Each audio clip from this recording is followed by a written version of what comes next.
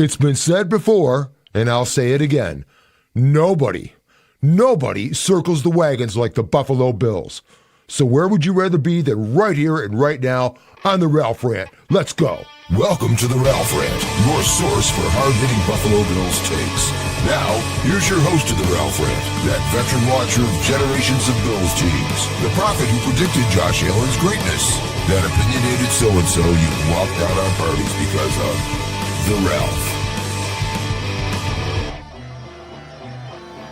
Welcome to the Ralph Rant. I am your host, the Ralph, and I am in quite a mood tonight, not only because it's Dolphins week, not only because I got to get rid of that piece of gum, but I also had a great time just now trying to work with ChatGPT that doesn't know shit about setting up a stream. And all I wanted to do was add Twitter. So if you're watching on Twitter, or X as it's now called, welcome in, because we got it figured out in the very last second. But we're here now, and here we go. We've got some guys in the house already. Cecil McDonald is here. Charles Stone was here. It's all good, guys. It is Dolphins week. It's tomorrow night. Everybody's got an attitude because if you grew up like when I did, watching the Bills lose 20 straight times to the Dolphins, you will hate them for your entire life. It doesn't matter how bad they are. And yes, they're ready to implode. But I've got something to show you right now that was made, I don't know, 28 years ago. Probably it was 29, 30 years ago. Because I'm such a good fucking artist, it's still great. Yeah, let me get rid of the earbuds. I don't need them now. You already heard the music. This was for ABC Monday Night Football. And it says, another Bills catch. And then Al, who was Al Michaels at that time, better call Greenpeace. Well, if the Dolphins ever needed to call Greenpeace, it's this week. Because they are coming in to play the Buffalo Bills, who, of course, if you ask the national media, haven't won a game yet. They just lost the two. Their opponents have lost those games. The Bills haven't actually won. You know, I'm sick of the national media talking about the Bills, and I'm sick of, hearing the crap about how either Josh Allen, on one hand, he has to be Superman. Oh, the team can't win unless he's Superman. And indeed, he was Superman on that the opener, versus the Ravens, throwing for 259 and 3 tutties during the fourth quarter, which is more than 17 or maybe more other quarterbacks performed in their entire game in week one. But then week 2 comes around. The Bills go to the Jets. These national guys just look at this shit analytically as if it's just like analytics. It's like they perform like this. It's like they're like a computer program. The team's going to perform a certain way. No, it's not. They're a gathering of humans. And we know what happens when the Bills go play the New York Jets at MetLife. It's happened for years now. They usually win, but they've lost a couple. How about they've gotten down there by 17-3, I think, the one season. And then what they also, on the fourth play from scrimmage, snapped Aaron Rodgers' tendon like it was a rubber band at a high school paper fight or whatever. And they lose to Zach Wilson. Listen, the Bills have a difficult time at times at MetLife. It's a division game. These are all professionals. They all get paid. It's not like you're going to play a college team when you go to play the Jets. Maybe it might be more like a college team playing the Dolphins, coming to the Ralph tomorrow night in exactly about 24 hours. But teams change. I mean, here's my first note out of the good book. The Bills' EPA versus the run for their defense, that's expected points added, versus the run, was near the worst in week 1. It might have been close to the worst. Last week, the Bills' EPA versus the Jets on the run was number 1 in the NFL in week 2. And this is the point. Teams change. We've got to understand that. Who we got in the house here? We got Charles Stone. We got Cecil McDowell. We got Fume Drummer, who's been around. Yeah, and Al Michaels, again, as you say, Fume Drummer, is indeed on the call tomorrow night with the only guy I like less than Chris Collinsworth, which is Kirk Herbstreit. Kirk, you need to be back in the college game. The comments are weak. At least he doesn't talk with Collinsworth's voice like this, like he's been smoking a pack and a half a day for the last 25 years. But Herbstreit is terrible. He's a college analyst trying to call a pro game. We need to get him a blazer that says Ron Obvious. But anyway, excuse me, I've had a hell of a couple of days here, and I've got an attitude tonight for the Attitude Show. I was scrambling here at the last second to get us up and going, and I'm going to have you guys really kind of call the thing. This is your TV. It's Cecil. Oh, it's Mr. John Cecil, John and Cecil. Okay, yeah, John and Cecil. All right, well, great. So I've got you coming from Portugal, which is very cool. And I hope it's coming through okay, guys. I'm using StreamYard now. I tried to start out using Ecamm, which is a great program, but the issue is that there was a lot of latency, and it wasn't ever going to work. But we've managed to get StreamYard going here. I think this is my third podcast with it, and we're going to have a blast with it. I've been showing up on a couple of other podcasts, and but we're going to get into it tonight. And let's just talk about some of the stuff that's going on here. Yes, indeed, Fitz Magic on the pregame. And I believe Fitz talked with Eric Wood on his show just the other day. I have not had a chance to catch it. I've mostly been trying to catch up on what the Dolphins are going to be doing tomorrow night and what we're going to see.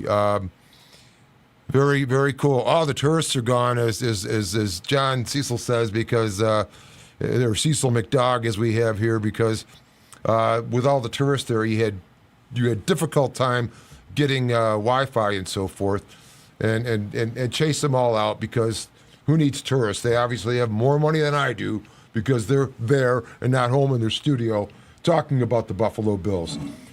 Excuse me while I'm going to try the mute button here so I can cough a little bit.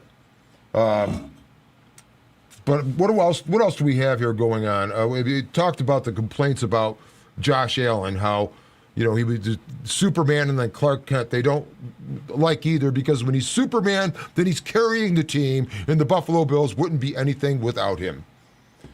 And then when he's Clark Kent, they're talking about, well, he has a bad game. He's not as good as Patrick Mahomes or Joe Burrow. Oh, wait, no, not Joe Burrow.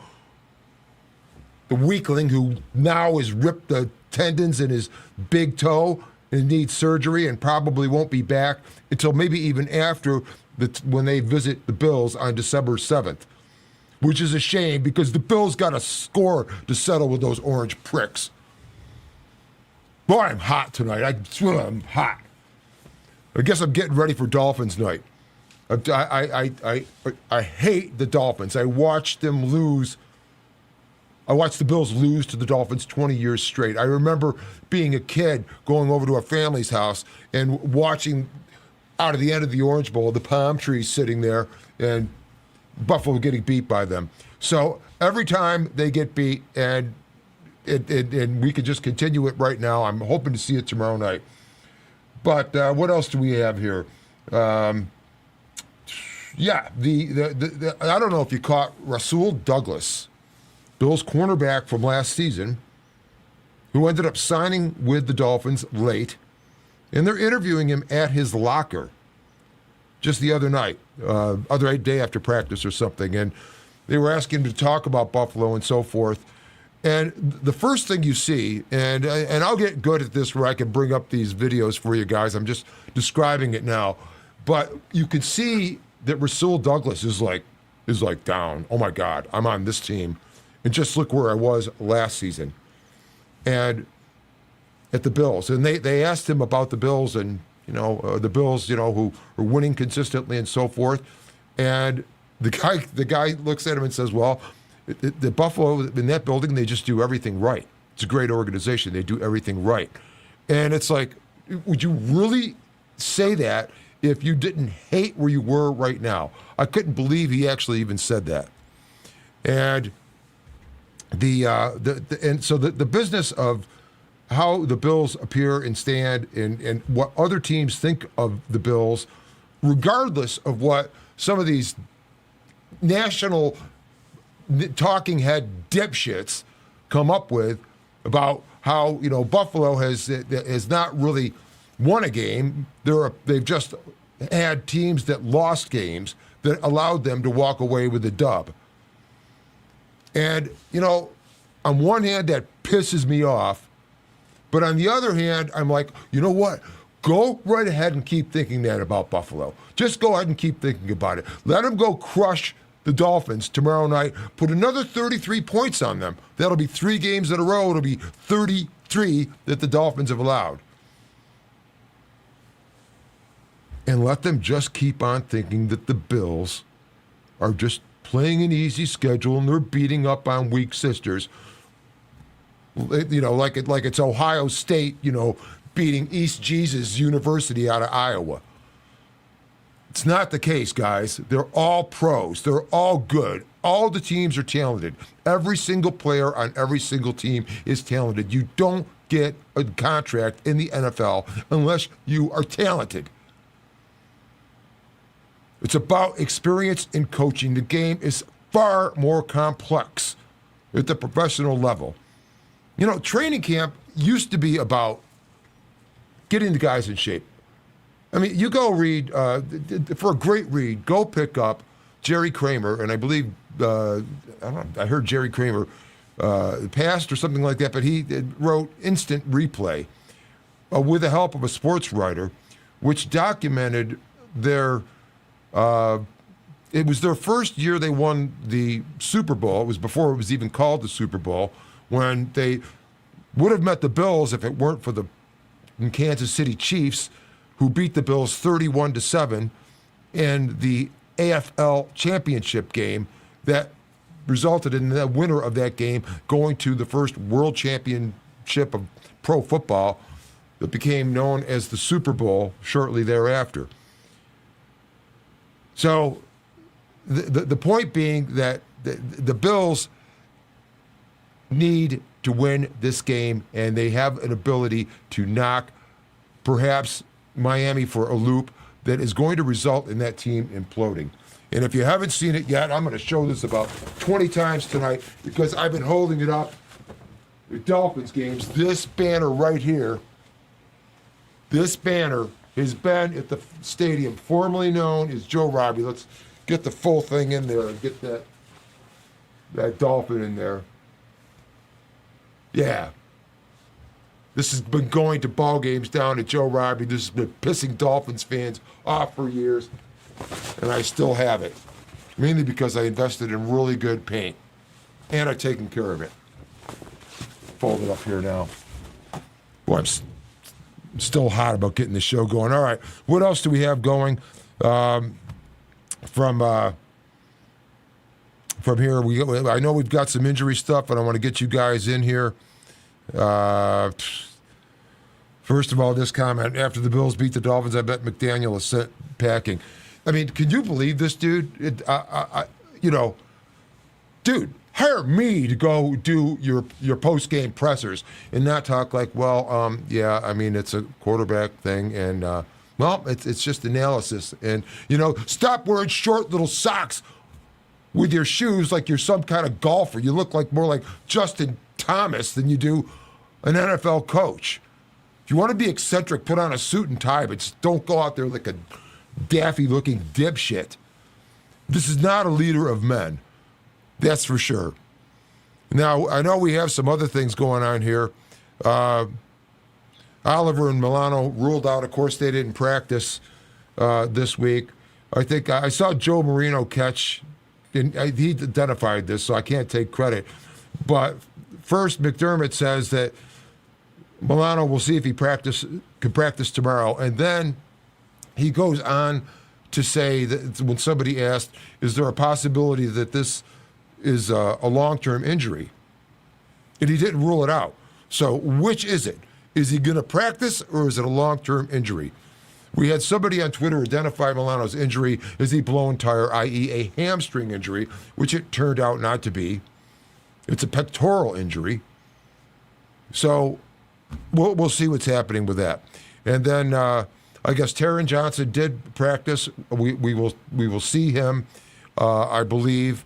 Taron's had good games against them, and he's playing through, as according to Cecil McDoug. And let's see what else. I got to get caught up on these your comments here. Excuse me for looking away from the camera. At least I don't do it the entire time. Yeah, and this is the other thing I think that I stress this a lot. It's a 17-game season. There is only one bye. It might almost be better if they do go to the 18-game season and then give the teams 2 byes. That will be the one great advantage, but the other advantage is that you'll stop this horse shit of having to play 9 home games this year and 8 the next year. This is a 9 home game year for the Bills this year, and of course we're going to walk in to the new Highmark Stadium across the street and only get 8 home games there. The NFL and their wisdom after they made the Bills build this stadium, which is beautiful. Don't get me wrong. I think it's going to be the greatest place in the NFL. But, you know, they better give them a home opener on week 1 and not make the Bills wait till week 3 of the season like they did when Rich Stadium was opened. Because I think it was either week 2 or 3. The Bills played the Jets at Rich Stadium for the first regular season game on September 30th, 1973. The Bills won 9-7. I know this because I was there.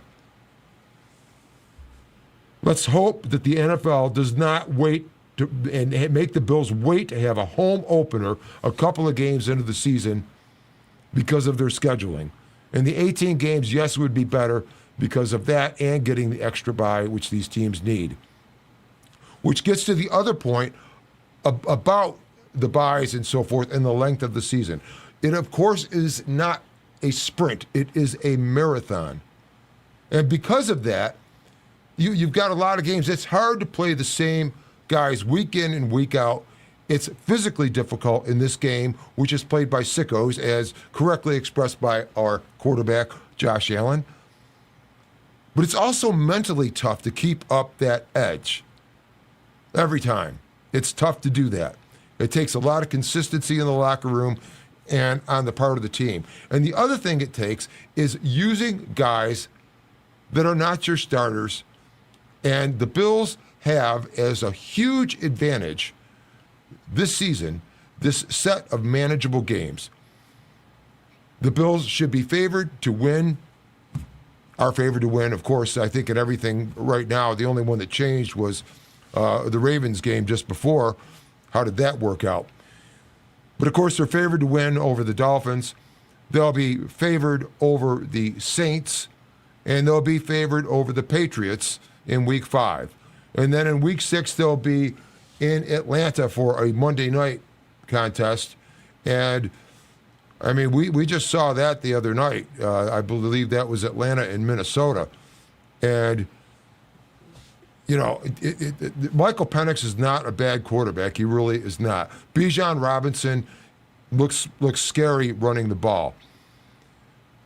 But they played Minnesota, and of course Minnesota has got the good defense going, but boy, J.J. McCarthy is a disaster. So I don't know how much stock I really even put in Atlanta. I fully expect the Bills to be 6-0 after these first 6. Fume-Drummer, yeah, you're right. Atlanta is no cakewalk so far. Bijan is this great running back. He's definitely scary. But I believe this is going to be Monday night. It's going to be the Bills. And I believe even if the Bills don't scare national hosts and national talking heads, I believe in locker rooms, people do understand what's going on because of the type of organization it is and the alien we have at quarterback and essentially how this defense has responded, and this is the type of team. The Bills are the type of team that is able to develop as the season goes along, and we've seen this. And because of these injuries that we're talking about, Ed's going to be out, and I expect maybe not even return until that Atlanta game. That's a high ankle sprain. You got to take some time with it. His history with that same injury proved to be that kind of time off before. But you're getting these other defensive linemen the minutes, and they're going to need these guys. T.J. Sanders, Deion Walker. We'll see if Landon Jackson gets a jersey. I'm not sure he will again this week. There's nothing to say he will because, I mean, the fact is the Bills don't have any problem with the edge rushers. Joey Bosa is a monster. His pressure rate and sacks and 2 forced fumbles on as few snaps as he had in pass rushing are just ridiculously great. And I'll tell you what else is ridiculous. Tua has been sacked 53% of the time on his dropbacks where he got pressure. And that's unthinkable in the NFL. You would talk about a high number being 10 to 15%. But they've got problems on that offensive line. And I think this is going to be a feast for Buffalo. You know, people talked about, the Bills and their stats the other day. How about the stat that everybody was sitting in the fourth quarter when you have a Thursday night game coming up? That's my favorite stat. Second favorite stat. The first favorite stat is the W. They won the game. People worried about stats, worried about fantasy football. I don't even do it. And that's a great point, Charles. The Atlanta game is a 7:15 kickoff on Monday night and the first of two. And, of course, I did do that 2-game thing this past Monday night. I actually watched the first one and got through it, and then I jumped on with Tommy and Mikey over at the Mafia Sports Report and got to shout those guys out. Great show. And we went about 2 hours on that one when I got done, and then watched the Raiders and Chargers at the end of that one. Chargers, tough loss there, losing Khalil Mack with the elbow. It doesn't look like he's going to be back for a while. But to his family should be asking why he's playing. If he runs into Hamlin again, it could be a drooling vegetable. Fume drummer. We got to talk it sometime, man. I'm a guitarist also. That's how I got into all this stuff. I've got instruments over there. I've got this room behind me full of amplifiers and so forth. I played in so many bands, and I finally I even toured for a while. I'm a saxophonist too, so I was touring with a Seeger tribute out of New Jersey, which is 675 miles from here. I tell you what, I got tired of carrying the gear. I got tired of being in shows where they weren't produced like I wanted to sound. And here at YouTube, I have complete control, and I know how it's sounding, but the thing that makes it the best is you guys hanging out with me. I appreciate that so very much.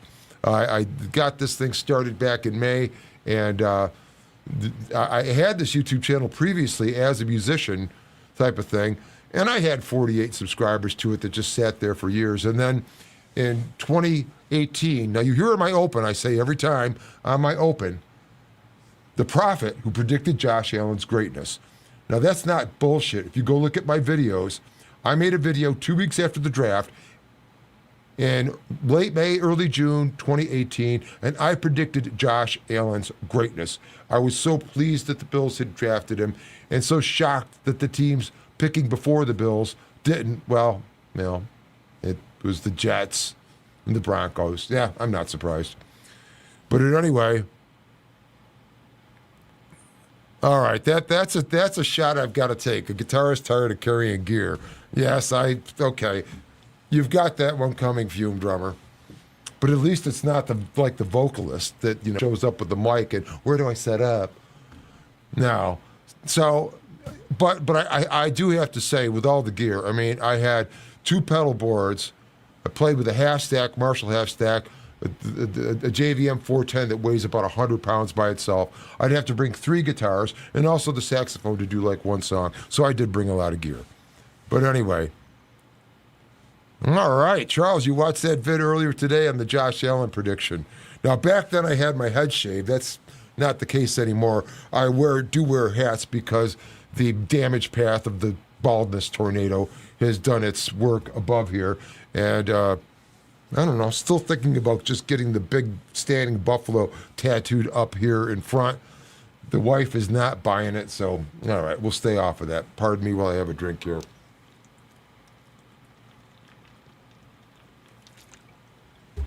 This rate, I'm going to need to bring in a 55-gallon drum. So we're jamming away here. Man, we've been at it almost 26 minutes now, and it's gone by like nothing. Yeah. So the other thing I want to talk about with these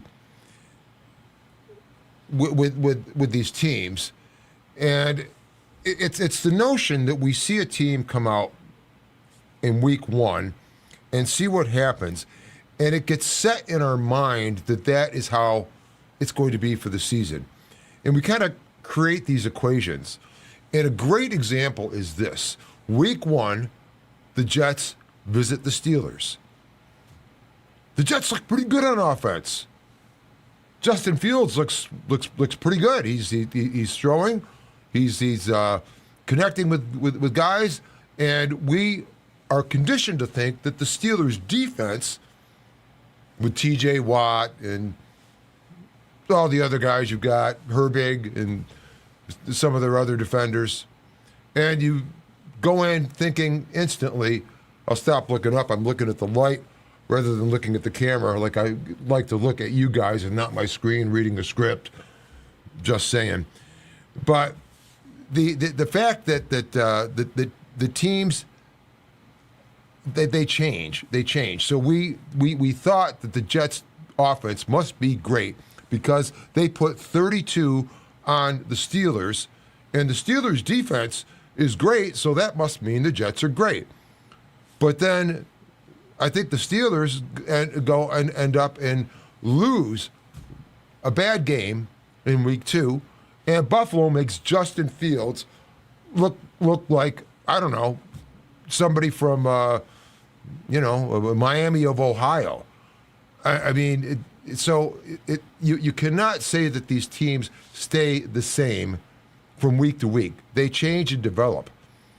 And I think that's one of the big points that people miss about the Bills, because the organization is good enough, the coaching is good enough, where you see improvement.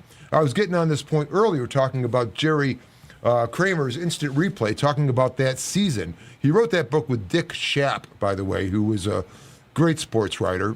We've lost him, of course, long since. But in that situation, you had pro football players working jobs in the off season. You had pro football players smoking cigarettes. The reason for training camp and the reason for two-a-days was to get their fat asses in shape. They were not in shape when they hit camp. That's what training camp used to be about.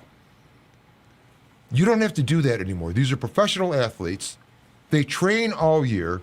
They specialty train on specific things, even specific to their positions, right?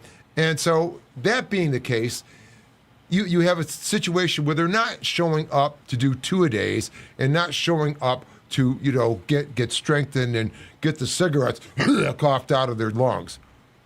No, they're showing up there to continue these installs. And NFL football is a lot more complex. When you hear that some team in college is running, NFL-style concepts, that maybe is to an extent.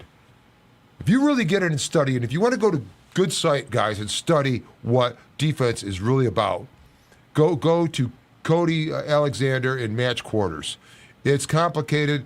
I've learned so much there about what actual zone coverage in the NFL is about. You have man coverage, and people think of zone coverage as covering an area of the field.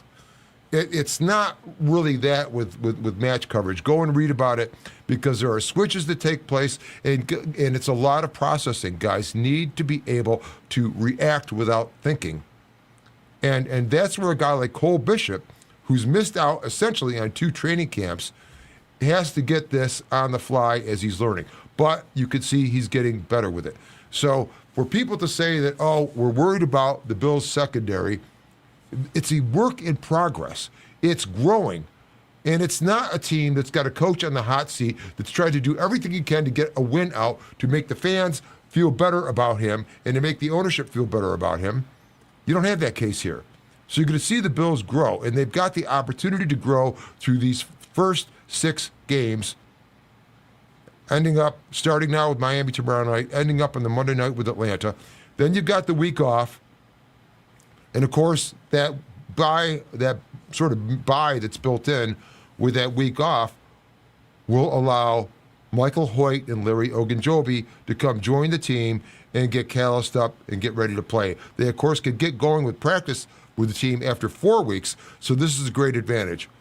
Because when you get Michael Hoyt out on that field with Joey Bosa, this defense is going to be scary.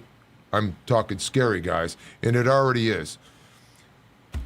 Now, what do we got for tomorrow night? The Dolphins' O-line has not been great. Like I said, that Tua has been sacked at an unheard of rate of, I think, 53% on downs on which he was pressured. That's insane. And perhaps the strength of the Dolphins, if you want to talk about their defense, is the defensive line. You got Zach Sealer, who just got a big contract. Zach is a fine defensive lineman. Kenneth Grant is the rookie, and he's good. He's athletic. Of course, I think a lot of Bills fans would have liked to see Kenneth Grant fall to them. He did not. And they've got their ends. They've got Jalen Phillips. They've got Jordan Phillips, but not our Jordan Phillips, one that they drafted, who's another one of their rotational tackles. And then on other ends, you've got Bradley Chubb, you've got Jalen Phillips, and you've got Chop Robinson. And Jalen Phillips hasn't been able to stay healthy a lot. That's a situation with him. But they just don't strike me as the compression-heavy style edges that the Bills are now using. You used to see the Bills, like the Von Miller type that's like 6'2", 240, very fast, very bendy, can get around. That's not the case anymore. These defensive ends on this iteration of the Bills are bigger guys. They're 265, 270, 6'4", 6'5", 6'6". Groot, Joey Bosa, Landon Jackson's that size. Probably the only one they have that's not really quite that size and more of that fast and bendy type is Javon Solomon. But you saw the Bills even had him playing a defensive line spot. And I think there was some experimentation going on. So let's talk about what we've got going here. I've been ignoring your guys' comments here. Let's get a few of them going here. I got to get back up to the, oh man, so many comments here. We've got 8 in the house now. Guys, let me know where you are, where you're coming in from. Let me hear your comment. This is your show. I can't think of enough things to yak about. I've only got 2 pages of stuff right here. So let me hear your comments. Let me know where you're coming from. And if you're new to the show, and I know not a lot of you guys are because I know a lot of you, but please go ahead and subscribe. Trying to get to 1,000 at some point this season. I think we're about 775 now. It's a good number. Let's keep it going. But let's get some of your comments going here. And we got you guys talking to each other. That's good stuff. Yeah, Joe Brady can bring some of the plays he left in the bag when running against New York jokes. Yeah, New York Jets. What's Jets stand for? Just endure the suffering. And that's my buddy in Long Island who's a huge Bills fan. He's actually been a season ticket holder for years at the Bills. He is opting not to go into the new stadium. I am scheduled to go attend the December 7th contest when the Bengals arrive at the Ralph. If any of you guys are around and you're going to that game, I'll have some stuff going on. I want to do a little tailgate, a little perhaps pregame live stream from the parking lot, and that ought to be a blast. So, and we're also we're looking for a lot of fun this season and these games and so forth. But like Burrow may make it to that game based on this injury he has. What do we got here? I bet the Chargers agree too. They just got screwed in the international game being a home game versus the Chiefs. I don't know their schedule. I hope the hell that they're actually on a, and I don't think they do that to teams that aren't. Maybe they do. I guess Minnesota's going for 2 in a row or something over the pond. But if you were to take away 1 of 8 home games by sending a team internationally, that's crap. And I hate to say it about the NFL, but I don't like the international situation. It's too far to make teams travel. And the idea of putting teams over there, if you have just like a couple, 3 teams there, they're always going to be traveling. They'll be patsies of the league because they'll be traveling too much. So I don't like the idea of it. I think it's a money grab. I'm glad people like the NFL. You can like it on television, and in fact, you have to.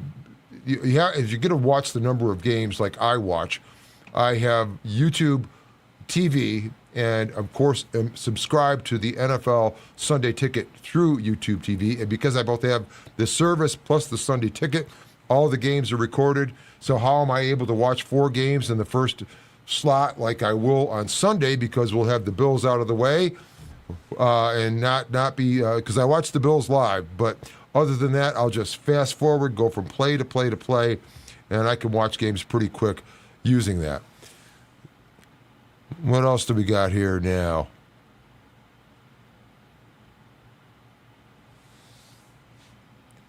Bills need to get more variety on offense in 3rd and short. Burn a couple of tries doing play action or something deep. Enough of the predictable tush push.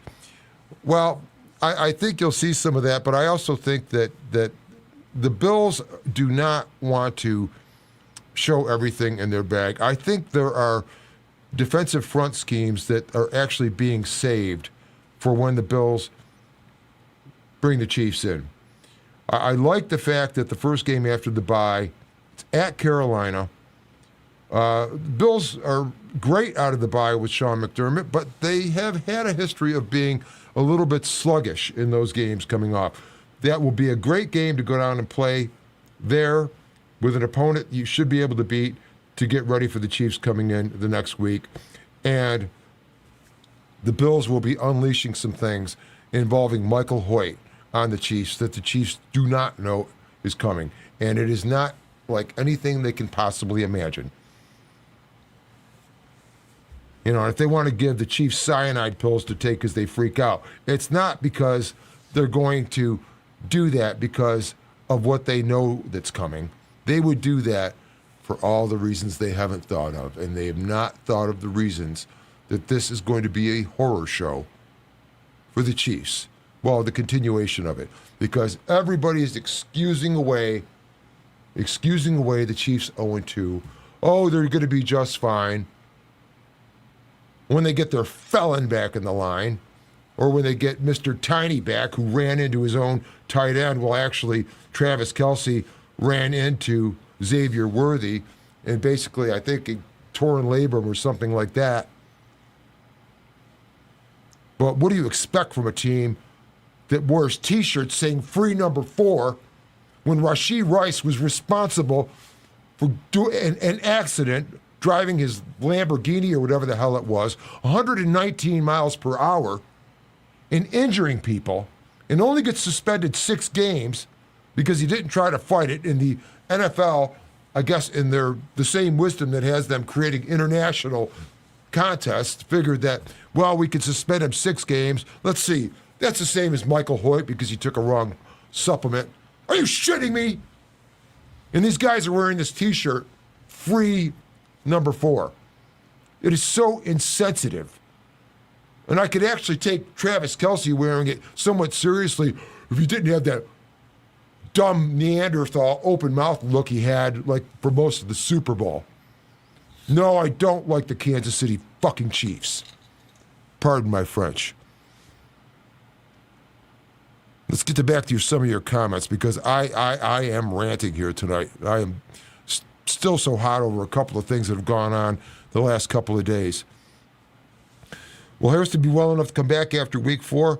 You know, Cecil, that's a great question. And I think that since we haven't heard anything about a regression or anything of that nature or any sort of setback, and because that injury was like maybe a 2 or 3 week injury, I think him being able to come back after the 4th game and start with practice and then be able to still sit in games 5 and 6, and then I think putting him out on the field versus Carolina in game 7, which would be week 8, might be the clue. But I think we will see him at that point because we haven't heard anything about it. You obviously don't get a lot from the Bills. And right, exactly as I just said, Charles beat me to it. Hairston will be able to start practicing after week 4 coming off of IR. And what else do we got here? Again, guys, if you're out there and in the comments, let me know you're here. Let me know who you are. If you're not subscribed to the channel, don't mean to keep on pushing it, but I want to make sure I get everybody in there. And I will go ahead and make this announcement now, and I better do it nicely because I don't want to rant this, because I might pull it out for a video to do a little bit of promotion. 2 weeks from tonight on this very podcast, on the other side of this screen, will be Mr. Arthur Moats, number 52, Bills linebacking great, who in his very first season essentially ended the career of Brett Favre. At least they think he stopped his start streak, and this is when he was with Minnesota. So I think that was pretty close to the end. That was one of the hits that is probably the 2 or 3 best examples of getting wood on somebody out on the field. And I'll tell you another example that I still can't get over. Everybody likes to call Lamar Jackson Superman. Well, in that first ball game, he was for 10 seconds because on that last 3rd down, where they'd run twice first to get Buffalo to call their timeouts, and then wanted to try to get the first down, they threw to Flowers. Benford was there, got him 3 yards short of the line to gain. And then, mysteriously, everybody's going, why did the Ravens punt? It's 4th and 3. You've got Lamar Jackson. I know you're in your own end, but isn't he Superman? Well, if you go look at the end zone view of that play, after he released that ball to Zay Flowers that resulted in the 4th and 3, Ed Oliver hit him so hard in the ribs directly from the side that Lamar was Superman when he flew about 10 feet. That is another great example of getting wood on a player. But I'm expecting the Bills to have the defense to have a real fest. I think this defense is going to improve each and every week. I know we'll get some things together on offense, but there's a lot of continuity there.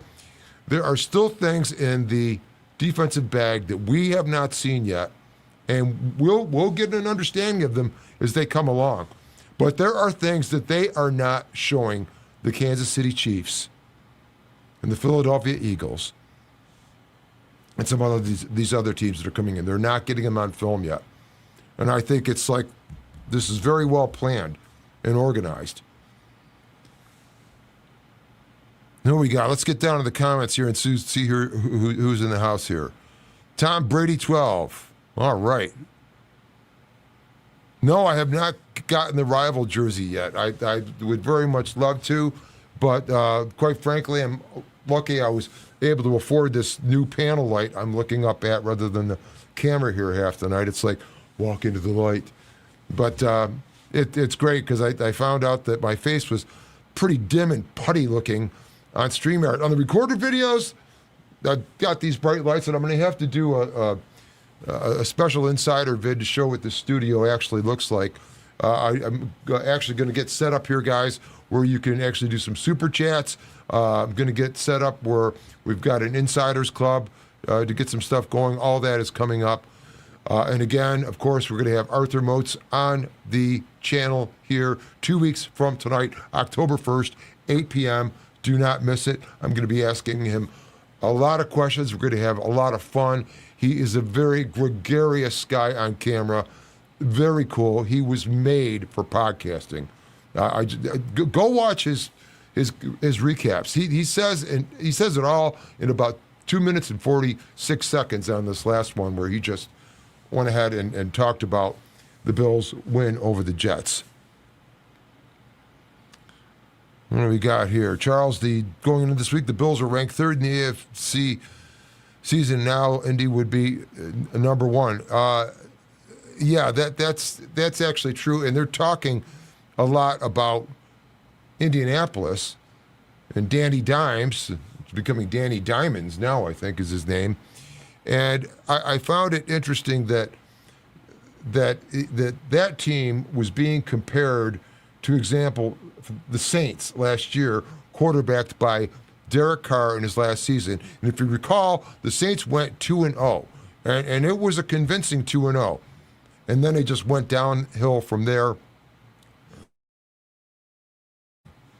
But I don't think Indianapolis is that case. I think Indianapolis wins that division. If you didn't watch the other night, great ball game, but Houston and Tampa Bay, and it was at Houston, and I'm not impressed with Houston, but Tampa Bay was down. There was had a couple bad plays and gave away the football. I think did a block punt actually, which hurt Tampa Bay. But in the last minute, Baker Mayfield took that team down and they scored. I am not worried about Houston. And you could start ticking off these games. I made the prediction back in July, way before the guy from Pro Football Talk made it after the Bills' opening night win over the Ravens. I made the prediction back in July that these Bills are going undefeated.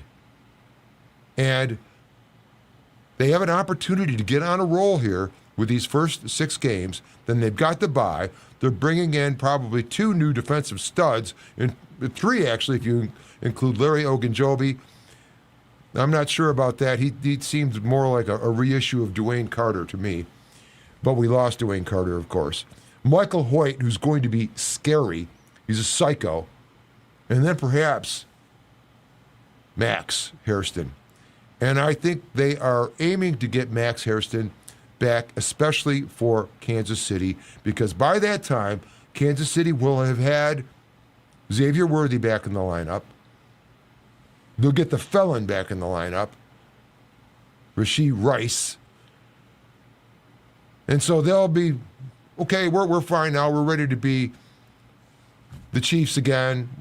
But if they get Max Hairston in the backfield, the Bills will have him on these guys, and I think you'll see some different stuff. That's why they drafted Maxwell Hairston. It wasn't to play every week. Of course, he'll play every week when he can, but they specifically drafted Maxwell Hairston to defend Xavier Worthy and or Rashee Rice and Jamar Chase and Jalen Waddle and even Devon Achane, who's, believe it or not, Achane, of course, the Dolphins running back, who is a speedster and has done very well at that. He's leading the team in carries, and he also is leading the team in receptions, and I think probably targets also. And that is over Tyreek Hill and Jalen Waddle. So the Dolphins are really trying to focus in very closely. Of course, for anybody new here, I'm going to show it again. I threatened to do all night. This is the banner that was created and displayed at the Dolphins games down in the stadium, formerly known as Joe Robbie, for years. And I lived down in South Florida for 17 years. We were about 10 minutes down the road from the stadium. And we'd have a bunch of people show up at the house. They'd be sleeping on the floor and everything else. We would decorate vehicles to go down to the ball games. We'd set up and tailgate, and then we'd walk in there and cheer. And, of course, the Bills won many games there. I think the first game I ever saw at Joe Robbie Stadium, as it was called at that time, was in 1989, and it was the season opener. And you guys will recall it if you remember that game. It's the one where the Bills were down, and Buffalo drove down end of the fourth quarter, and with 4 seconds remaining on the clock, and fourth down from about 2 or 3 yard line. It might have been fourth and goal from the 3. And Jim Kelly took the ball and dove over the left guard into the end zone, winning. And that was one of the biggest wins to get that whole era going, amongst others. So, but that banner was made after that game, but then saw every single game in the 90s through like 98, 99, and until we finally got out of there with, I don't know, you get tired of Dolphins after a while, right?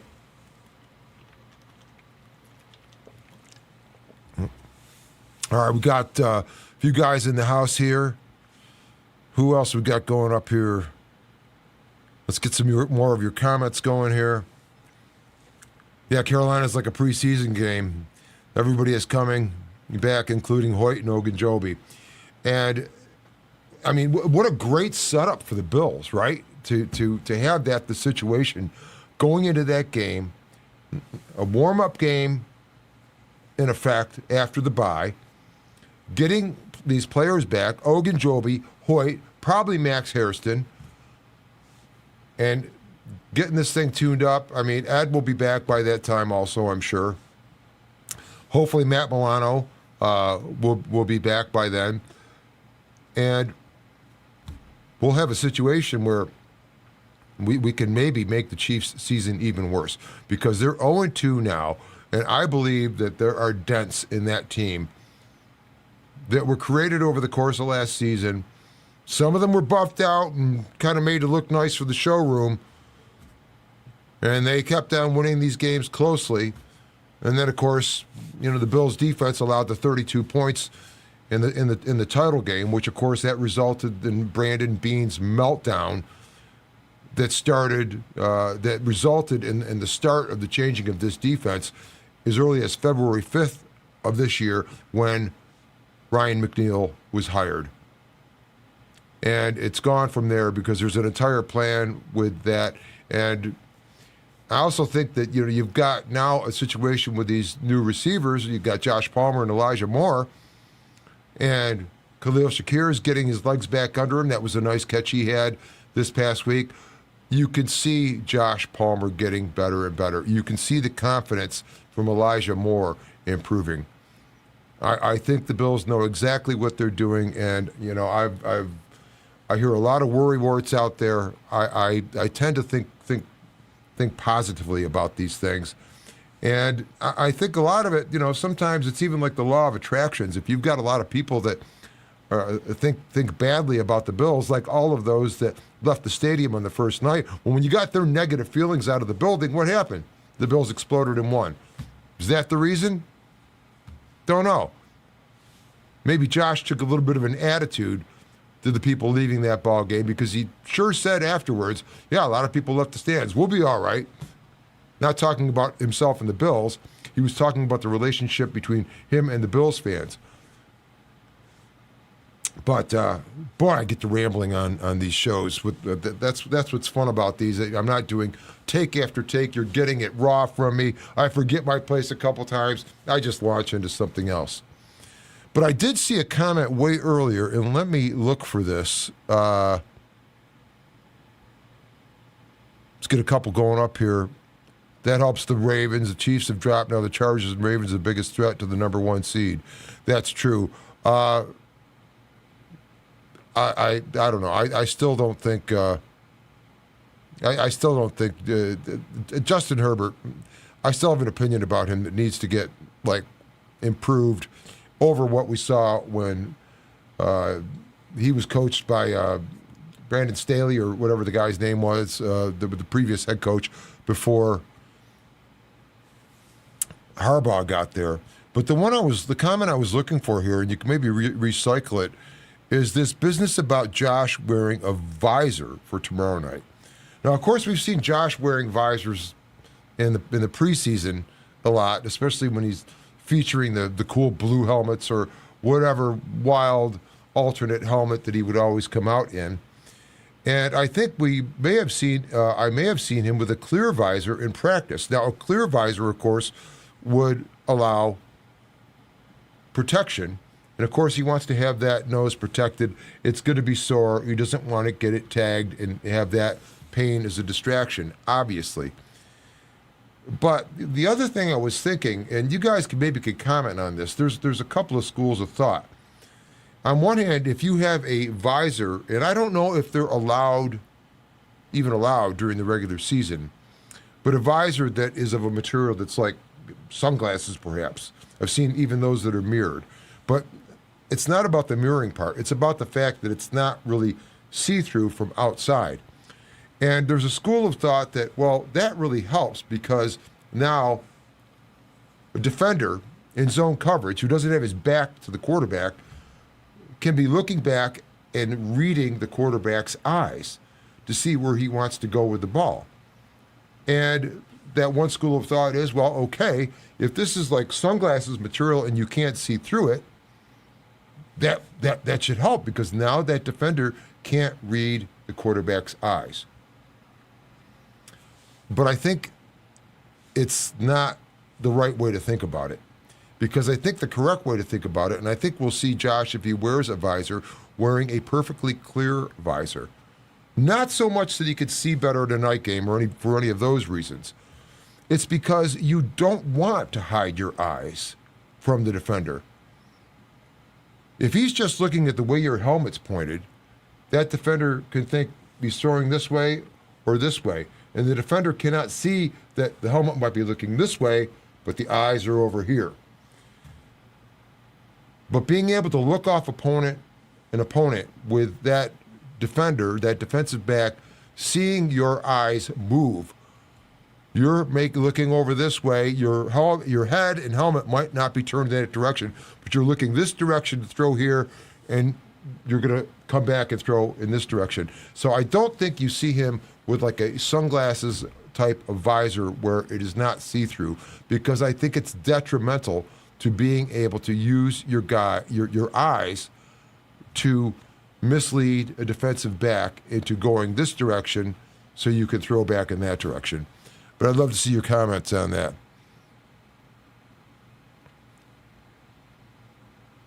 Another quarterback chased out of New Jersey and then plays much better. Yeah, there you go. Indiana Jones, which is that's Jeopardy. That's the question to the answer, and indeed, and that makes Dayball just not look good. And I think there's just been reaching on some of these teams. And the one thing you don't have in Buffalo is a situation where you've got a coach on the hot seat. Now, a lot of people were out saying, even now, that, well, if McDermott doesn't get this team to the Super Bowl, he's done. Do you think that's what Terry Pegula thinks? No. No, Terry trusts this regime, as do I. They've been great. They just happened to run into the Chiefs' dynasty for a while and the Chiefs' mystique. But I think the Bills have outlived that. I don't think the Chiefs are hungry anymore. They're not hungry and humble. They're fat and arrogant, wearing their shirts. Free number 4. I'm so disgusted by that still. That just frosts me. And it also disgusts me about some of what their other players have said. I'm not going to go any farther than that. Suffice it to say that I prefer blue jerseys to red jerseys. But other than that, there's some other news from around the league that I did want to get to. Well, for example, we talked about the Texans, and that's our longest road trip. That's the only time we actually travel out of the Eastern time zone. This season is so well set up for the Bills. So many things that are huge variables that would not be in the Bills' control. It's set up for them beautifully. I don't think the Texans look good. I don't think C.J. Stroud looks very good. I also think that J.J. McCarthy in Minnesota, I think it's a bust. This is not a guy like Josh Allen that came out of Wyoming that had a good coach, but you're not talking about a high-level Power 5 team. And if you go and see my video about Josh, one of the big points I made about Josh is that because of the level of team he was on and the competition they had, he faced a lot of adversity in college. There's all this horse shit out there about how he was so inaccurate. Go watch that video I made. Charles Stone has. You guys go and watch it. It's on my list. It's from back in May, 2018. And I go through and do a film study of when Wyoming hosted Hawaii. And there are all these examples of Josh throwing these ropes that are going through guys' hands. Very similar, really, to the drop that Knox had the other night off on the offensive right side, where he's back here and it's just doinked off his hands like they were a couple of goalposts. Josh was very, very accurate. But you get quarterbacks that are in these Power 5 teams, and when they're getting the best receivers with the recruiting. These guys are getting separation. They're not used to throwing into these tight windows. And that's what you're going to see in the NFL. Because, we have guys in the NFL that certain analysts will refer to as tomato cans. They're still really good. Even the tomato cans. This is the NFL. But when you have teams in college where guys don't have a lot of adversity, and I think that's one of the things that really helped Josh Allen. I think that's one of the things that has made him great, that he went through that adversity. I mean, the NFL, they've tried. They really need a farm league, a developmental league, because there are not enough good quarterbacks to go around as it stands right now. All right, what else do we got here? I'm behind on the comments as usual. And what have we got here? Hoyt and Ogunjobi for sure. Oh, here's this one about the visor. Maybe that's, yeah.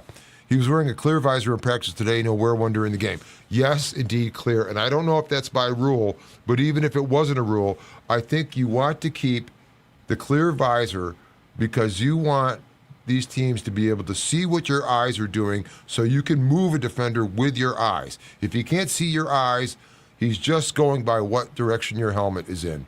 And that's ineffective. So I'm glad to see he's wearing a visor. I am not surprised to seeing he's wearing a visor. I'm glad it's clear, and I'm likewise not surprised that it's clear. And who knows, maybe it'll become a regular thing. He maybe can't breathe well enough behind it, but when he had cotton stuffed up one nostril the other day, he couldn't breathe without one as well. So maybe that'll be a change. And Cecil makes the point, yeah, Josh would not be able to see through it anyway. Very, very true. And he wore a visor at Wyoming. I did not know that. That's interesting. Probably because, he might have gotten hit a couple times. I mean, he had a lot of pressure in that senior season. I think they lost one or two linemen, actually to the NFL, after his in his penultimate year. And so his last year at Wyoming, he definitely did not have quite the protection he did.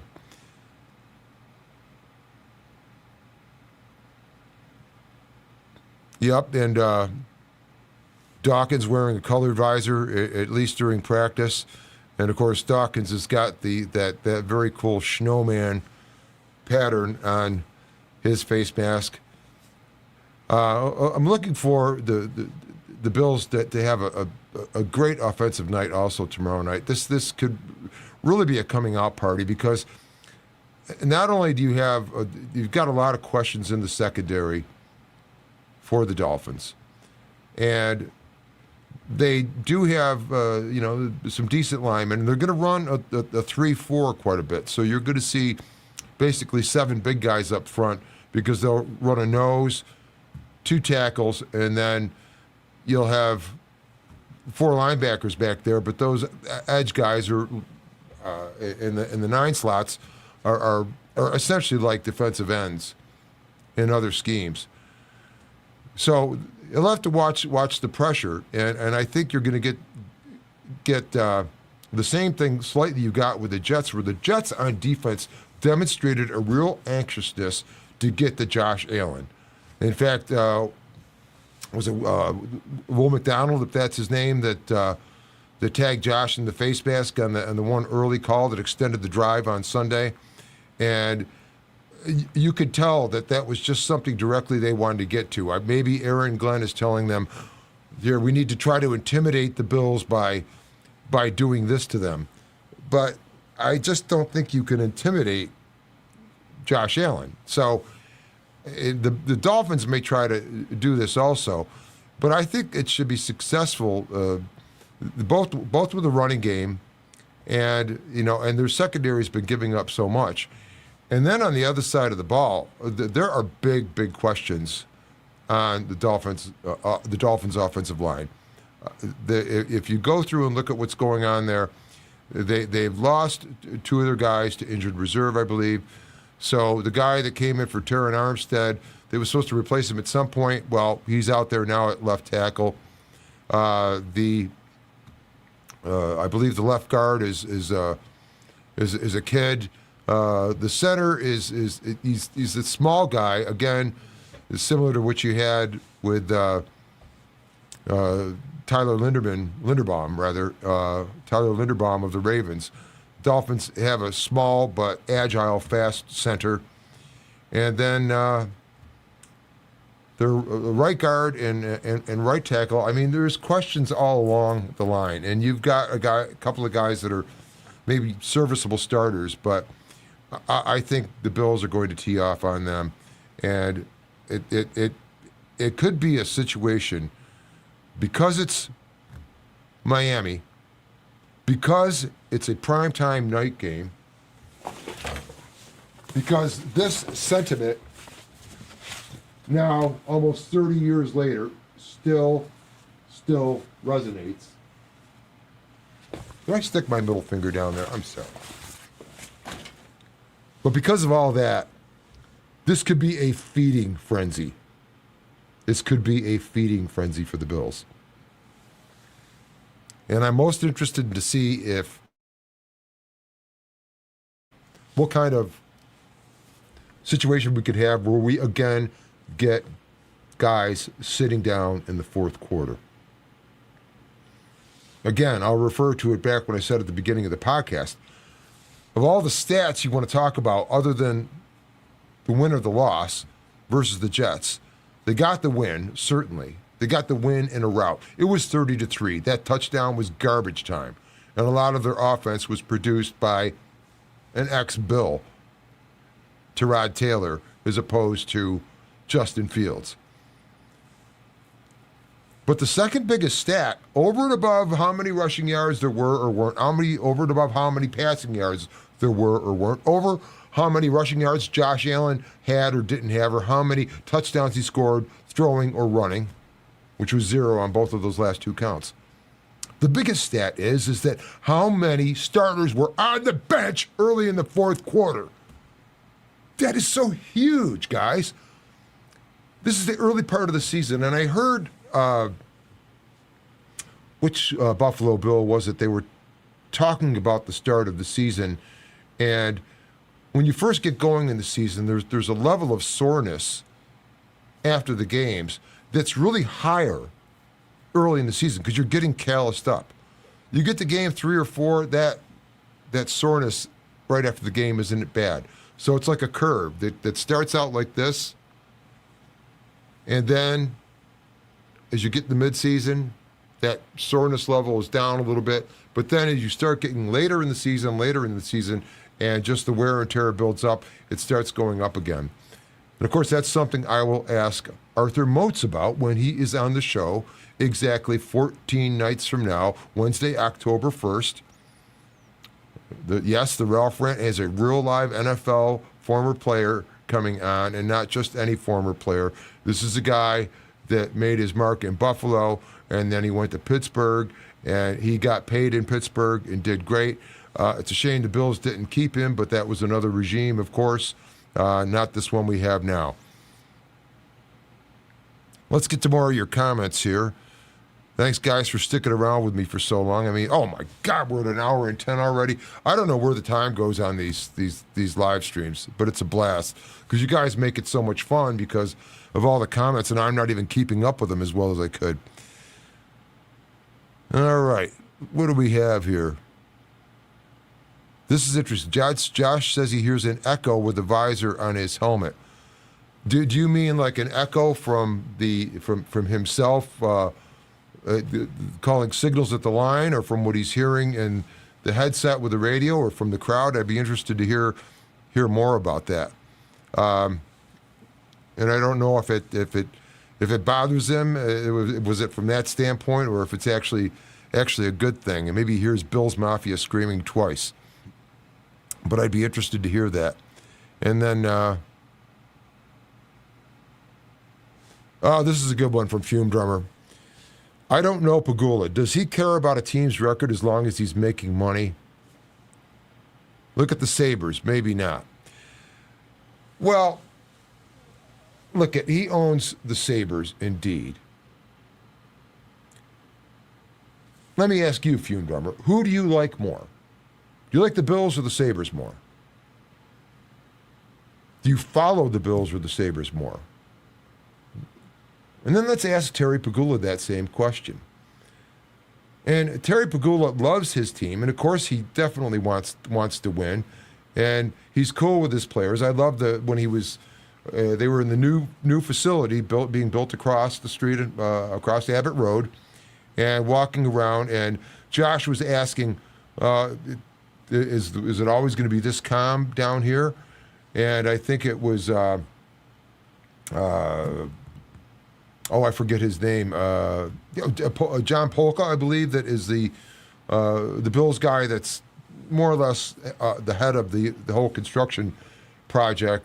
It said, hey, we've been in here on days when it's actually really, really breezy, and it's been just like this down here. And that was without any of the cladding on the stadium yet, which is going on now. This was back in maybe April or something like that. Or no, not that early, but it was in first part of training camp, but they've gone a long way on that now with more cladding. But Josh asked him, is the wind going to be like this, when this low, even when it's windy out? And they tell him, yeah, we've been in here in days where it's really breezy and it's just like this down here.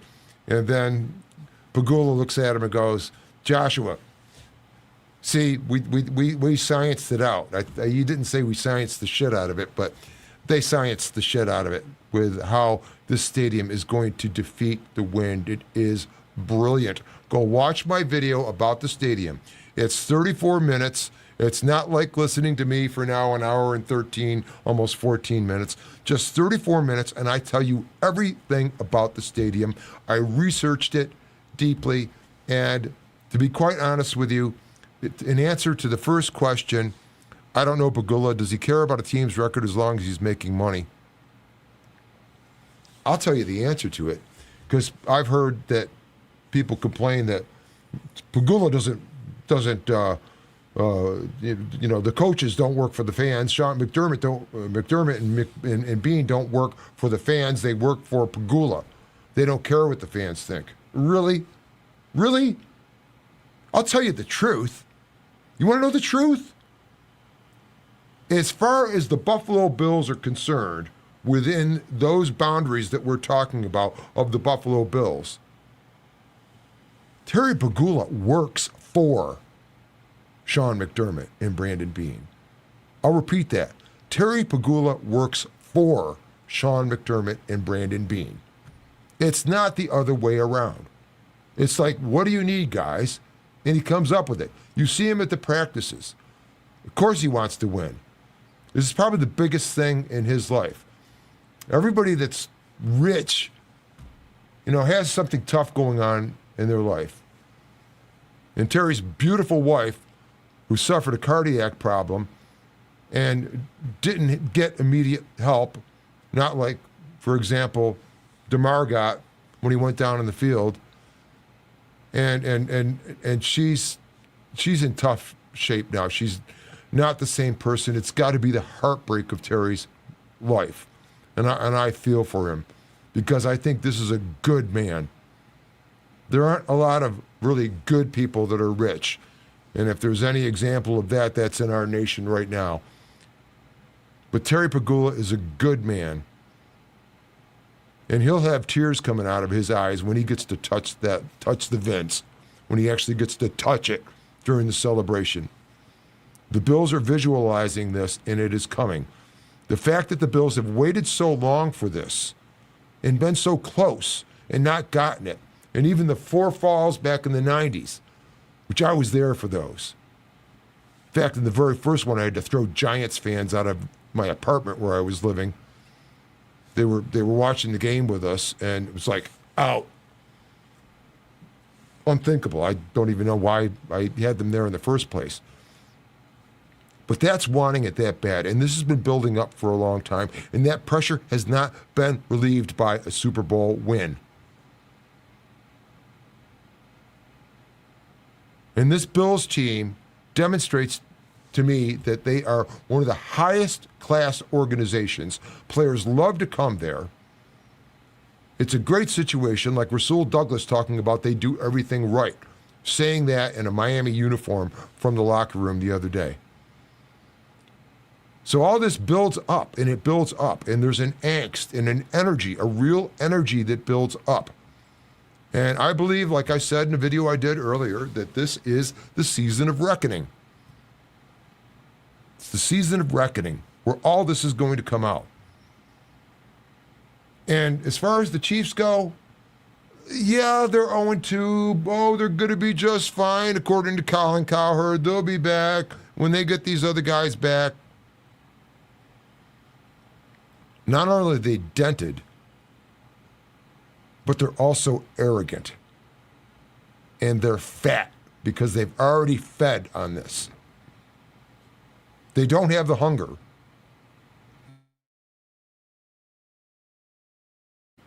They don't have the hunger that the Bills have. Bills haven't tasted this.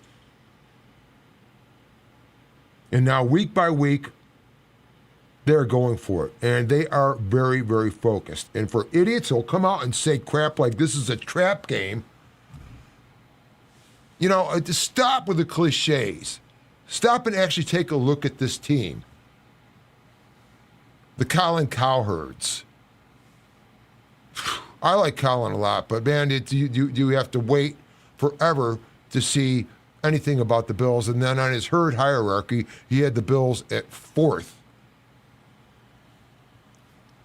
Didn't even have Kansas City up there, but he had, who did he have? He had Philadelphia above the Bills. Who else did he have above the Bills? He had Green Bay as number 1, Philadelphia 2, and I forget who he even had at 3, and I can't believe I can't think of it. It was not the Chargers, at any rate. But there are problems, you know, around the league, and of course this will probably come out and said if the Bills do win the Super Bowl, it'll be an asterisk because it was this year that things were strange in the NFL and things didn't work out. Like, for example, in Chicago, what a disaster with Caleb Williams, who's a very talented athlete, great arm, and so forth. He actually do better in sort of a Josh Allen role where there's a little bit more creating on the fly. But Ben Johnson, you know, made his bones and got this job with the performance he had with the Lions because he was playing with what quarterback? Jared Goff. And Jared Goff is like he comes from the Sean McVay situation. It's all a timing situation with quarterbacks. It's 3 steps, hitch, turn, throw to a guy that's supposed to be right on his spot. That's not how Caleb Williams plays football. But you know who does play football like that on the Bears?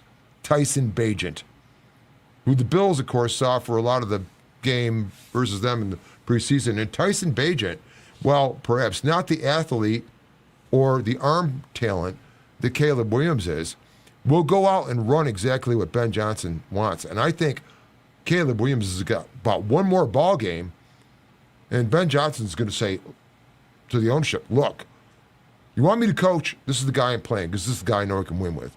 So that's a really interesting situation that's developing there. Oh, and that reminds me. That's who Colin Cowherd has above the Bills also is the Rams and his herd hierarchy. And quite frankly, I haven't heard him say too much yet because he's probably eating a lot of his words about the Chiefs is Nick Wright. But Nick Wright actually, to me, is not as much the Bills hater anymore, but I've not really felt like hanging around the show long enough because the Bills are not getting any mentions in the first hour of some of these games, with a possible exception after the comeback versus the Ravens. And maybe on Good Morning Football, because we all know Kyle Brandt is got the big man crush on Josh Allen. Well, don't we all? But Kyle Brandt is at least honest about it. And he really does love the Bills, and I think he believes a lot in them. But like I said earlier, just if the national media wants to stay in a position where, okay, well, we're not going to think that much of the Bills, fine. Keep on not thinking much of them. Keep on thinking that they're going into these trap games, that they just managed to win or something like that. The longer this goes on, the better. Let them fly under the radar. And get through these first 6 weeks, chalk them all up as wins, and run up some scores here so you can get some of these kids out on the field late in the games. And, of course, you're going to be rotating them in. And this is the other thing. I mean, these guys are learning. And the only way you learn to get good at playing professional football is by playing professional football. You've got to be on the field. You've got to get minutes. Film study helps. Meeting rooms help. Walkthroughs help. Practicing against your own team helps. But you are not going to play with the intensity against your own teammates that's going to come out on the field. That's where these guys are learning. That's where you're going to see it improve. I mean, we saw Deion Walker and TJ Sanders have some good games. Their hand violence is really good. They're getting their paws out in front of them. The movement's really good. And as they get used to this and their confidence grows more and more, we will see a situation where these guys are going to really start to improve and they're going to start being noticed more and more. And then all of a sudden, when Hoyt and Ogunjobi get back into this lineup, it's going to be a different story again. And I think there is, I mean, you saw 5-man pressures from the Bills defense versus the Jets. You saw some even during the Ravens game. Listen, that bag is full of tricks yet. It's still full of tricks that we have not seen and will not see. Any more in the NFL on the whole scale, you've just got to have some time to get these guys to develop, because it does take time. Let's get some more of your comments here, because I've been yakking now for a long time. Pagula needs to have some limited partners, like with the Bills for the Sabres. That's a possibility. You know, this business of getting these guys in, now they're talking about the Vince Carter and the other ex-NBA star that are there with the team, and, you know, talking about leadership and winning and so forth and so on. That's all really great. Fine, if that's what you think. Guys, they are there because, as opposed to what everybody thinks, where the taxpayers are paying for that beautiful new building across the street. And in case you don't get to my video about it, understand that Pegula needed the help with the stadium. The original price of $1.4 billion was split between taxpayers at $850 million and Pegula had the other. Let's see, there was $600 million. $650 million. I'm sorry, from taxpayers. It was $400 million from New York State and $250 million from Erie County. That was about half of it, and but then the price went up, and of course, when the price of the stadium goes up, the deal is that any overages would be handled by Pegula. So Pegula came in with $350 million of his own, and had to borrow $500 million. That got him to $850, and that was an $850 and the $650 were basically the $1.5 billion price tag for the stadium to start. But it escalated, and all the escalations were on Terry Pegula. And Terry Pegula needed to get approval from the NFL and sign-offs to be able to borrow more money than was allowed to be borrowed based on the percentage of what the stadium would be in order to cover the overruns of what this building was actually going to cost, which in the end, the final price tag of the building, as far as I know, sits at $2.26 billion. And based on that initial tax influx and the overage that's being paid, I think I calculated it. I don't have the numbers in front of me, but Terry Pegula, the Bills, Terry Pegula, whatever you want to call it, is paying for 53% of the stadium out of pocket. And so these people will show up and say, well, yeah, but he gets to own the stadium. Really? No. New York State will own the stadium, and they will be responsible for its maintenance and upkeep. The building Terry Pegula has had to pay 53% for, he won't own, and then he's got to pay to lease it from New York State. Of course, he'll make money because the Bills are great and he'll be filling it up. But let's have the facts straight. It wasn't paid for by taxpayers, just in part. It was paid for mostly by Pegula, 53%, because all the overages were on him. And when you talk about the $650 million tax dollars that came into it, $250 million from Erie County, and $400 million from the state of New York. Actually, it was $600 million from the state of New York. That's right. It was $850 in tax dollars. Forgive me. So, but that $600 million from the state of New York, $418 million of that was seized from the Seneca Nation by New York State Governor Kathy Hochul. This money had been long since apparently overdue, and I got some comments from people at the Seneca Nation stating that seized really isn't the right word. Forgive me if I've used that and if it's not the right characterization of it. But the fact is that 418 of that $600 million came from the Seneca Nation and making good on their payment to New York State for operating 3 or 4 of their casinos. So in terms of Terry Pegula or the Bills sneaking in the middle of the night and reaching into New York State tax coffers, of course, the $418 million from the Seneca Nation was, I suppose, it's tax dollars, if you call it that. It's New York State income. But it was only $172 million of tax dollars that came from the state of New York, which, I'm glad they did that because, they didn't pay for the stadium that the two teams that bear the name of the city, New York, play in New Jersey.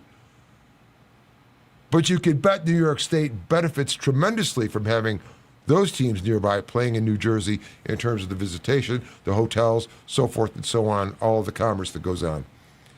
So if you go watch that stadium video, if you have 34 minutes to take it in, there's a lot in there, but it's very cool, and that is the truth on the money part of it.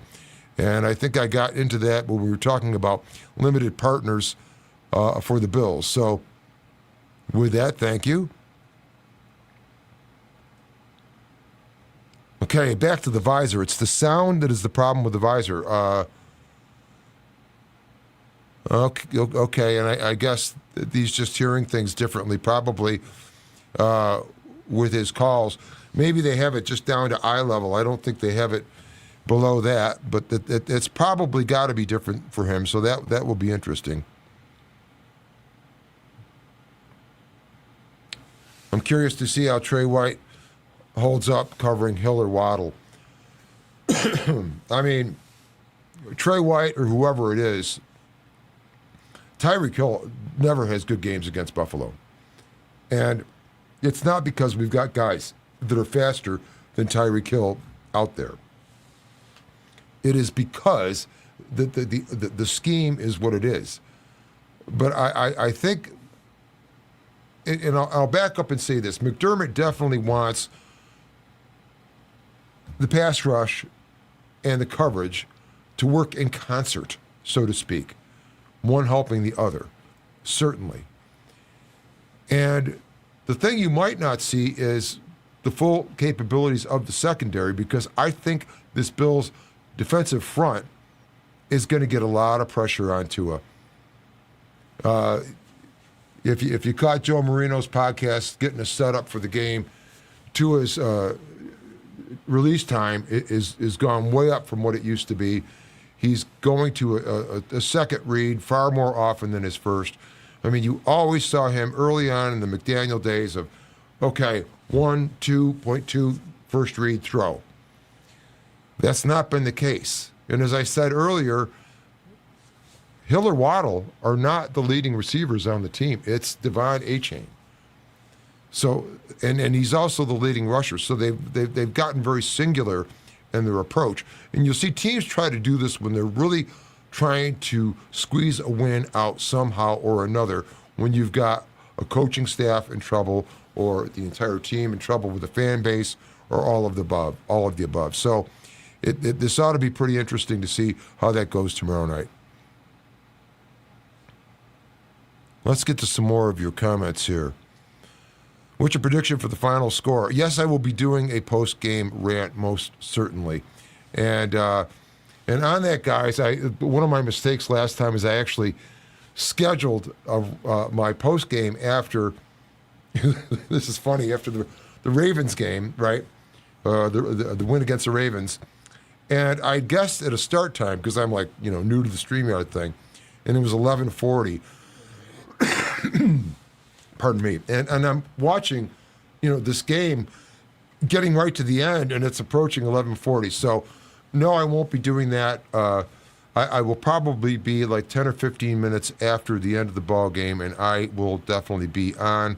I don't know if I have a buddy with me or not. Probably not. I've been on a couple of shows, but I like being able to do the talking. And the prediction for the final score, I'll give you a prediction if you want. I don't often give predictions, but I want to say that I want to say something like a 27 or 30-10 Buffalo, and I think I'm saying that based on anticipating a similar game script. I mean, overall game script where Buffalo can get up on this team, but then can get some of these kids some minutes late in the game and sit a lot of these guys in the fourth quarter. I mean, we had last season where Josh basically sat out last season due to the Bills being ahead as much as they were. I think it was maybe close to 3 games worth of plays. And the other thing to remember about tomorrow night, as far as how this could go, is the fact that I believe the Bills have their number of plays thus far on defense. I forget the number, but it's like the Dolphins have amassed so many plays on defense. Their defense has almost played another at least half a game than the Bills. So and this is a short week, and they are traveling, and it's going to be pretty tough for the Dolphins tomorrow night, I believe. And I would only keep the score down at that point because I think the Bills are not interested in building up statistics. They're not interested in padding stats or running up a score like maybe Belichick used to be. And have we heard much about him since that first night disaster in North Carolina? No, I don't think so. The Bills aren't interested in any of that. They're interested in getting the win and getting out of there by putting as little effort as they have to. That is translated as not spending, having the ones on the field for the entire game if they don't have to be. And furthermore, you definitely want to have a situation where you can create opportunities for these kids to get minutes out on the field. We're going to need that, and that's the only way they're going to improve. So, but if you need a prediction for the score, I would say that. And, oh yes, Tyrod starting this weekend. So, because Justin Fields, I believe, is still in concussion protocol. And it was interesting. I'm not sure that it must have happened on that play. It did not look like his head hit the turf that hard. I was a little bit surprised at that. And let's get into some more of these. You guys are up on the news. The Dolphins have ruled out cornerback Storm Duck, and safety Melifonu with the calf, and I'd heard about that. And 3 other starters is questionable. Waddle, interesting. And I heard about Chop Robinson. I had not heard about Waddle. And of course, I think they'll have Rasul Douglas out there starting for them in the defensive backfield. So it's a tough situation for the Dolphins, for sure. And then what else we have here? That was Chop Robinson, knee, and defensive tackle Benito Jones. Oblique. Oblique is a tough situation. Yes, himself. Let's get through here. Oh, and on this face visor thing, no, the echo is not a good thing. I have 300K miles riding motorcycles, and I have to lift the visor to go through every intersection and circle. And is that because of the sound situation you're saying? So that's interesting. Hopefully he will get used to it, and hopefully it's not a very difficult game to get through. But it'll be interesting to see how Josh reacts with the visor. This, again, will be a good game to see how Trey and the safeties can cover 2 good wide receivers, unless Waddle does not play. And again, if we see them exposed that much, and you might see some long balls. Tua has actually done decent at some longer throws, but, I mean, they've been chasing points their game, so it's not surprising to see them having to throw like that. And let's get to another one here from Charles Stone. Pagula owns the Bills, Sabres, and Bandits, plus an AHL team and another NL team. Well, the Bills are almost champions. The Bandits are a freaking dynasty, as we know. And I think the Sabres will get there. But I don't think he is like an owner that is just in it for the money. I just have never felt that. It used to be the players that did not want to go to Buffalo, yes, and it's a very attractive destination now. And people are so surprised to hear that. So surprised to hear that. And oh my goodness, look who is in the house. The Rock Doctor. Thank you. Thank you very much. This is my good friend, Mr. George Elbel, who taught me to play the guitar. We had a big influence on my guitar playing back when we were both about 17 or 18, working at a nursery in Western New York, a great big nursery that did all these tomato plants and so forth. We worked our butts off, and we got together and played a lot of guitar. George, myself, and Mr. Tom Kiefer, who is now does this thing, is a great. He's got an Irish band in Western New York that is just kicking butt, and George, the Rock Doctor, he's got his site. If you want to learn how to play lead guitar, this guy demonstrates and he's just got the knack for being able to show you how it's done, and it's understandable. There's no arrogance.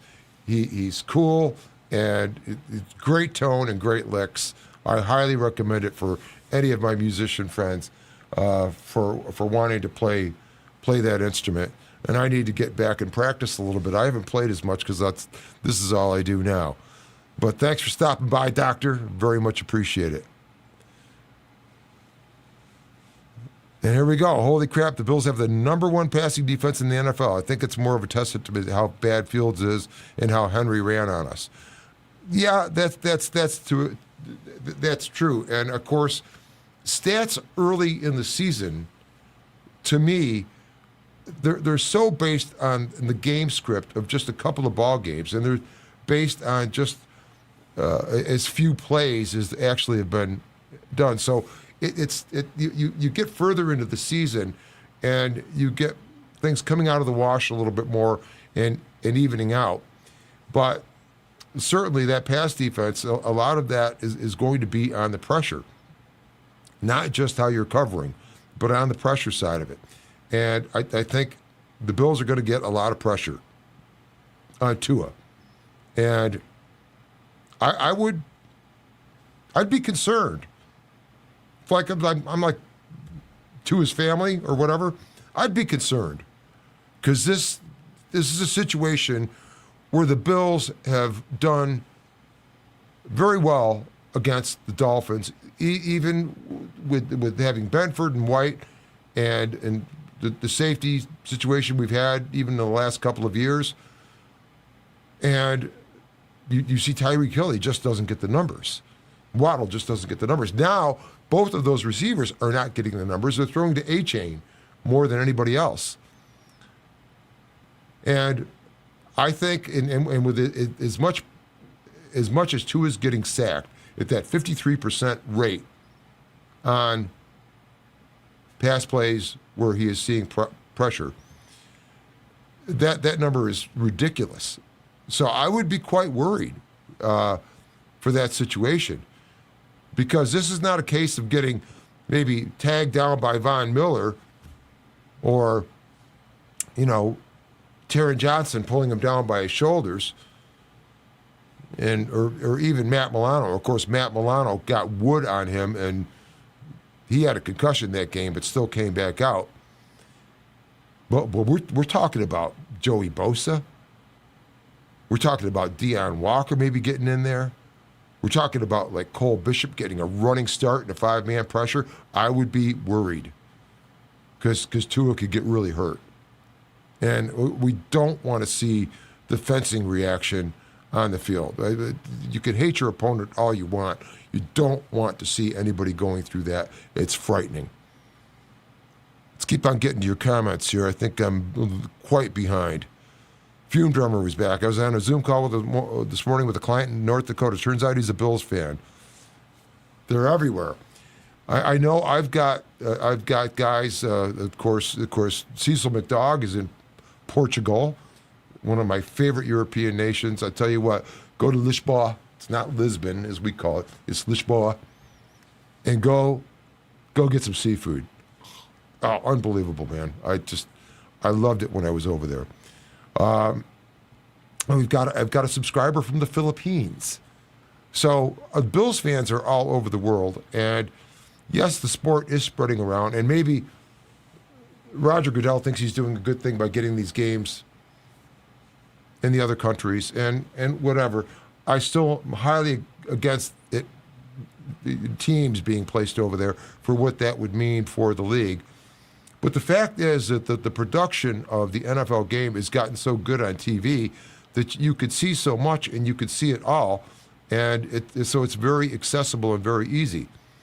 And it's the greatest reality show on the planet, because when you talk about just the math involved, you've got baseball with 10 players on the field normally, unless you've got a couple extra base runners.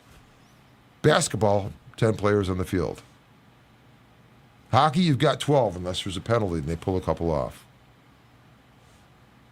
Football, there's 11 on either side. You've got 22 players on the field.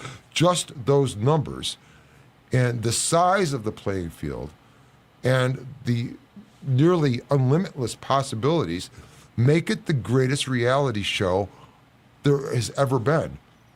And where people think they're watching real reality shows like The Amazing Race or this crap, I mean, no.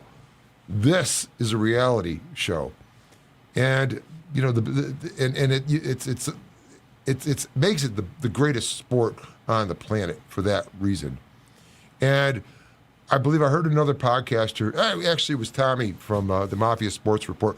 Check them out over there, Mafia Sports Report. Great shows. You'll see me pop up there for once in a while. But he had heard or had someone comment about how the NFL was scripted. And you have to laugh because the best example he uses, yep, they scripted that play down in the high red zone where Josh went back and threw and made sure that Knox tipped the ball just right and then made sure in the script that Khalil Shakir pulled his hands back because Keon was shouting behind him, no, I've got it. Yeah, they scripted all that. Give me a break. Greatest game on the planet. King sport. King sport. Let's keep on getting to your comments here. Hey, wait a minute. There we go. I was on his, that's the Zoom call from North Dakota. I'm sorry, I got to that one. Governor Hochul stole money from the Senecas for the stadium, but that's another story. Well, stole, owned, owed, excuse me, one way or another. And then what have we got here?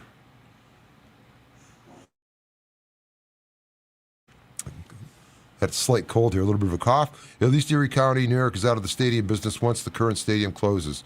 That was a raw deal. This is the only NFL stadium in New York. Yeah, that is very true. And Erie County will be out of it. And it will be the fabulous place. All right, we've got a new commenter here. Oh, right. Jimmy Key is in the house. Buffalo are undefeated. It has a nice ring to it. Go Bills. Yes, indeed. Yes, indeed.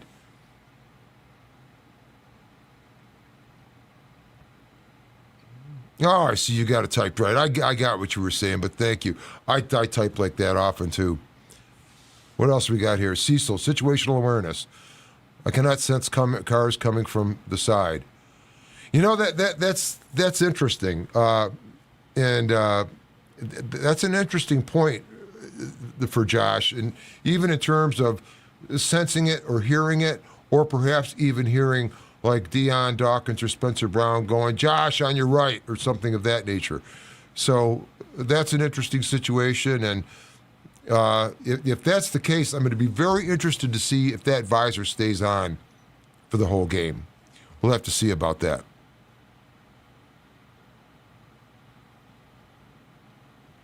Hill had 109 yards receiving versus the Pats. Yeah, he you know, that was a high-scoring game, and I think it was as much a testament about the Patriots as it was the Dolphins. I don't think much of Drake May. I kind of can lump him into the same conversation with J.J. McCarthy, and that's just kind of where I believe about that. Oh, you can't believe I know about the Bandits. Oh, man, I'm all over it. I'm all over it. They stay up to date, man. Yeah, the Bandits are awesome. McDowell is back. Yeah, they're going to try to get the ball out of Tua's hands very quickly. The quarterbacks may take a chance and jump a short route early. You know, and that's true. He's been seeing a lot of pressure. He's getting sacked on half of those pressures, over half statistically thus far.